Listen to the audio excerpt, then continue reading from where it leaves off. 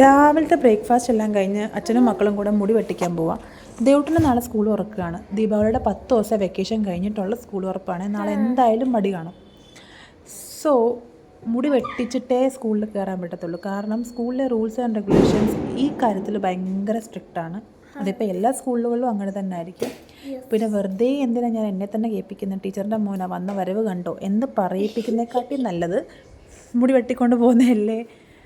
So അതിൻ്റെ ഇടയ്ക്കൂടെ ഞാൻ അച്ഛനെയും മക്കളെ ഒന്നും നോക്കാൻ വന്നതാണ്. കാരണം എന്താണെന്ന് വെച്ചാൽ അച്ഛൻ കേശുക്കുട്ടനെയും കൊണ്ടാണ് പോകുന്നത്. കേശുക്കുട്ടൻ ഭയങ്കര കുസൃതിക്കുട്ടനാണ്. ദേവൂട്ടനെ കൂട്ടല്ല, അവനെ ഒരു സ്ഥലത്ത് കൊണ്ടുപോകാൻ പറ്റത്തില്ല, ഭയങ്കര മസ്തിയാണ്. അതിനിടയ്ക്കൂടെ നമ്മുടെ ചെമ്പരത്തി, മുല്ല, റോസ അതിനെയൊക്കെ ഒന്ന് നോക്കാമെന്ന് വിചാരിച്ചു. കാരണം ഞാൻ ഈ പരിപാടിയിലോട്ട് അങ്ങനെ വലുതായിട്ട് വരാറില്ല. കൂടുതലും അച്ഛനും അയത്തേട്ടനുമാണ് ചെടി പ്രേമി. അച്ഛനാണ് കൂടുതൽ. അച്ഛൻ കഴിഞ്ഞാൽ പിന്നെ ഇപ്പം ചേട്ടനാണ് ചെടിപ്രേമിയാണ് ഭയങ്കര. സോ അങ്ങനെ ദേണ്ട പോന്നു അച്ഛനും മക്കളും.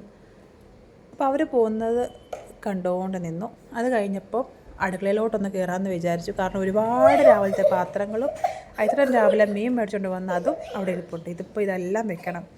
ഇത് കട്ട് ചെയ്തുകൊണ്ടിരുന്നപ്പോഴാണ് നമ്മുടെ വീട്ടിൽ സ്ഥിരമായി വരുന്ന മീൻ കൊണ്ടുവരുന്ന അങ്കിള് മീനും കൊണ്ടുവന്നത്. അപ്പോൾ അങ്ങളുടെ കയ്യിൽ നിന്ന് സ്രാവും മേടിച്ചു. അപ്പോൾ ഉച്ചയ്ക്ക് സ്രാവ് കറിയാക്കി അതിലെ കയറ്റി ഫ്രിഡ്ജിലും വെച്ചു.